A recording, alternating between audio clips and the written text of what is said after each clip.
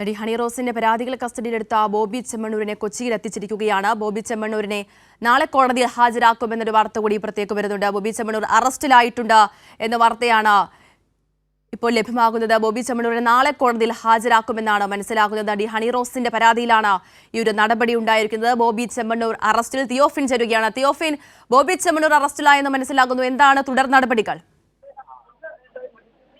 Bobby ചെമ്മണ്ണൂരിന്റെ arrest രേഖപ്പെടുത്തിയെന്നാണ് ഏറ്റവും പുതിയ വിവരം. ഇപ്പോൾ തന്നെ പോലീസ് കൊണ്ടുവന്ന അല്പസമയത്തിനുള്ളിൽ തന്നെ ബോബി ചെമ്മണ്ണൂരിന്റെ അറസ്റ്റ് രേഖപ്പെടുത്തി. ഇനി വളരെ വേഗം തന്നെ വൈദ്യപരിശോധനയും അതിനുശേഷം മജിസ്ട്രേറ്റ് മുന്നിൽ ഹാജരാക്കാനാണ് നീക്കം. നേരത്തെ നമ്മൾ സൂചിപ്പിച്ചതുപോലെ അറസ്റ്റ് രാത്രിയിൽ രേഖപ്പെടുത്തിക്കൊണ്ട് രാവിലെ വൈദ്യപരിശോധനയും തുടർന്ന് മജിസ്ട്രേറ്റ് മുന്നിൽ ഹാജരാക്കാനുള്ള ഒരു ആലോചനയിലാണ് പോലീസ്. അതാണ് നടക്കുക എന്നാണ് നമുക്കിപ്പോൾ അറിയാൻ കഴിയുന്നത്. എന്തായാലും നിർണായക നടപടികൾ വളരെ വേഗത്തിൽ തന്നെ ഘട്ടഘട്ടമായി പോലീസിന്റെ ഭാഗത്തും ഉണ്ടായിരിക്കുന്നു.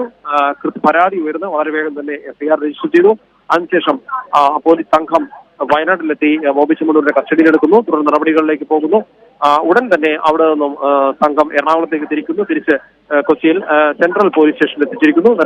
പോലീസ് സ്റ്റേഷനിൽ വൈകുന്നേരത്തോടുകൂടി 7 മണിയോടുകൂടി പോലീസ് സ്റ്റേഷനിൽ എത്തിച്ച് അല്പസമയത്തിനകം ബോബി ചെമ്മണ്ണൂരിന്റെ അറസ്റ്റും രേഖപ്പെടുത്തിയിട്ടുണ്ട്. നിലവിൽ എറണാകുളം സെൻട്രൽ പോലീസ് സ്റ്റേഷനുള്ളിലാണ് ബോബി ചെമ്മണ്ണൂർ ഉള്ളത്.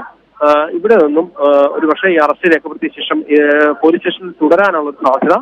രാവിലെ വൈദ്യപരിശോധനയും അതിനുശേഷം മജിസ്ട്രേറ്റിന് ഹാജരാക്കാനുള്ള ഒരു സാധ്യതയാണ് ഇപ്പോൾ നമുക്ക് അറിയാൻ കഴിയുന്നത്. എന്തായാലും ഇങ്ങനെ ആയിരിക്കുമെന്നാണ് നേരത്തെ ഒരു സൂചന നമുക്ക് അത്തരത്തിൽ ലഭിച്ചിരുന്നു.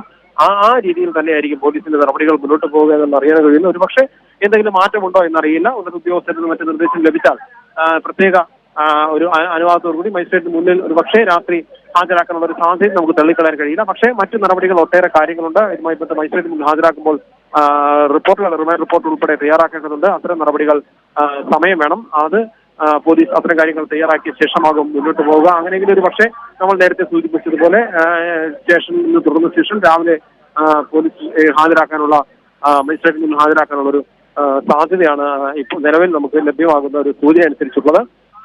വളരെ വേഗം തന്നെ ഇതുമായി ബന്ധപ്പെട്ടുള്ള നടപടികളിലേക്ക് പോകുന്നു. കാരണം ഇനിയും ഇത്തരത്തിൽ ഈ കേസുമായി ബന്ധപ്പെട്ട് പ്രത്യേകിച്ച് ഈ ഹണി റോസ് നൽകിയ കേസുമായി ബന്ധപ്പെട്ട് ഇനിയും ഒരുപാട് നടപടികളുമായി മുന്നോട്ട് പോകേണ്ടതുണ്ട്. പോലീസിന് ആവശ്യമായ രേഖകൾ, തെളിവുകൾ പോലീസിന്റെ കയ്യിലുണ്ട്. ആ തെളിവുകൾ കൂടി ഉപയോഗിച്ച ശേഷം കൂടുതൽ ചോദ്യം ചെയ്യേണ്ടതുണ്ട്. ഇതുമായി ബന്ധപ്പെട്ട സമൂഹ മാധ്യമങ്ങൾ പോലീസ് നിരീക്ഷിച്ചുകൊണ്ടിരിക്കുകയാണ്.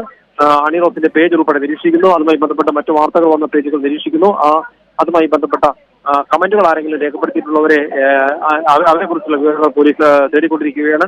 അതും ആവശ്യമുണ്ട്. അതുകൂടി നോക്കിയ ശേഷം ഇനി പിന്നീട് ഈ കേസ് നടപടികളിലേക്ക് കടന്ന ശേഷം ഹണി റോസിന്റെ പരാതിക്ക് ശേഷം ഇത്തരത്തിൽ ഹണി റോസിന്റെ സോഷ്യൽ മീഡിയ പേജുകളിലോ അതോടൊപ്പം മറ്റ് വീഡിയോകൾ വന്ന ഏതെങ്കിലും പേജുകളിലോ ഹണി റോസുമായി ബന്ധപ്പെട്ട വീഡിയോകൾ വന്ന പേജുകളിലോ ഈ അപകീർത്തികരമായ കമന്റുകൾ രേഖപ്പെടുത്തിയവർക്കെതിരെ വളരെ പെട്ടെന്ന് നടപടി ഉണ്ടാകും.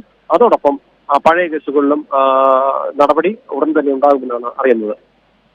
അപ്പോൾ നാളെ കോടതിയിൽ ഹാജരാക്കും എന്നൊരു സ്ഥിരീകരണത്തിലേക്ക് എത്തിയിട്ടുണ്ടോ തിയോഫിൻ? ഇപ്പോൾ നമുക്ക് ലഭ്യമാകുന്ന വിവരം അനുസരിച്ച് അങ്ങനെയാണ്. രാവിലെ മജിസ്ട്രേറ്റ് മുന്നിൽ ഹാജരാക്കുമെന്നാണ് അറിയാൻ കഴിയുന്നത്. അതിനു മുൻപായി പക്ഷേ വൈദ്യപരിശോധന പൂർത്തിയാക്കേണ്ടതുണ്ട്. അങ്ങനെയെങ്കിലും സ്വാഭാവിക നടപടിക്രമം അനുസരിച്ച് അറസ്റ്റ്, അതിനുശേഷം വൈദ്യപരിശോധന, തുടർന്ന് മജിസ്ട്രേറ്റ് മുന്നിൽ ഹാജരാക്കുക.